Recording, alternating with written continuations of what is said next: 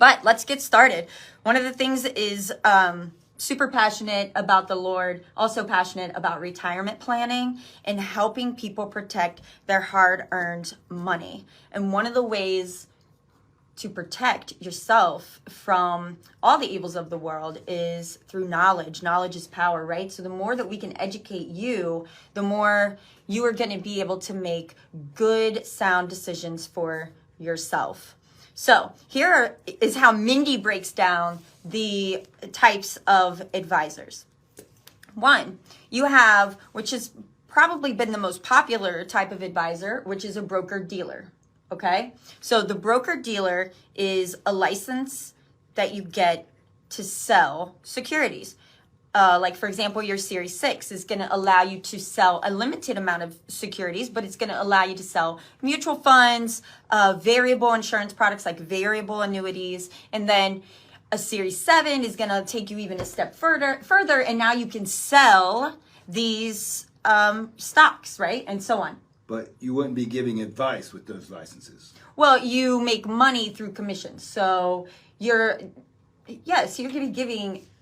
Okay, well, here's the discrepancy. Incidental. So, yeah, advice is a whole other word in itself. So in this conversation today, we're going to really be breaking down some of these words. Like, for example, advice, advisor, and where that comes into play, and how you don't want to get lost in the lingo, and you understand when you're really being given advice and when you're really being sold something, right?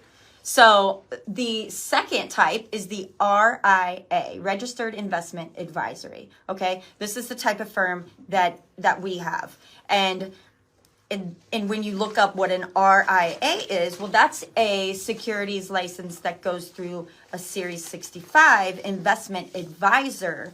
And what that is written on is that you have to act. The word sell is not in there. It says act as an investment advisor in a fiduciary capacity to advise. But your business and our business is not the RIA. Right? We're the IAR, which initials we don't use independently without saying that we're investment advisor representatives. Yeah, so we are a registered investment advisory firm through Aegis Wealth Management, Frank. So it's a labeling issue, but we're trying to be in I see what you're saying, but I'm trying to keep you high level, okay? The difference between an RIA and a broker-dealer. So well, we don't make individual commissions on the specific sale of stocks or bonds.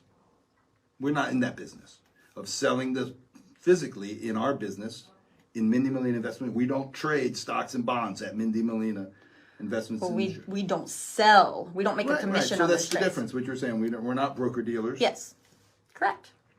That's what I'm trying to say. So you have the RIA, and then you have the broker dealer.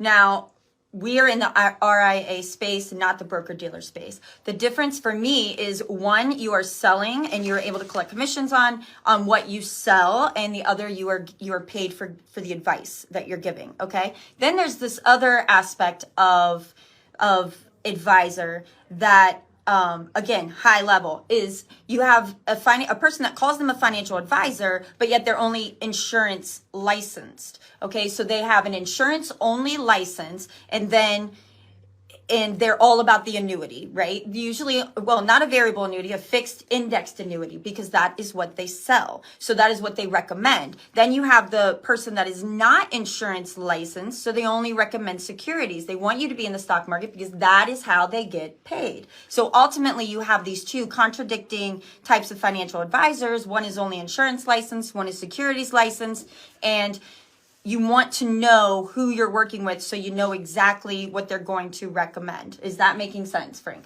Right, and if I can further clarify what I understand you're saying is that Mindie Molina Investments and Insurance, we hold two licenses, personally, you and I, the 65 license, which is a NASA exam through FINRA. We get licensed in the state to be an investment advisor representative. And then the 215 license is the life, annuity, and health license that we hold in the state of Florida. Insurance products. Exactly. So there are a lot of financial advisors that don't have an insurance license.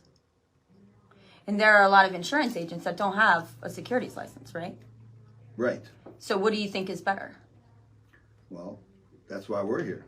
Both. Because we do both. Yeah. Right. What So are your needs? that works us closer and gives us the ability to help people better. And it doesn't allow us to be is pigeonholed the word I want to say, to be cornered into this element where the only way that we can help somebody and still build a career and have an income is if we are selling an insurance product or only offering securities. Because we can do both, it makes us more well-rounded and able to offer, not sell, but educate and give you knowledge on everything that's out there. The other type of advisor, so we have the broker-dealer versus the RIA, okay? That's going to be one conversation. You have the insurance only versus the securities only. So it's you're either all in the insurance products or you're all in the stock market.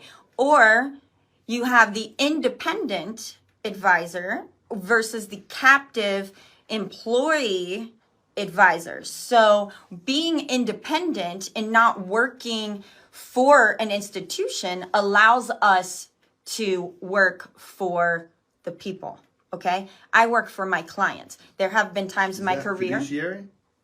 You can be a fiduciary on either side. But the key is independent.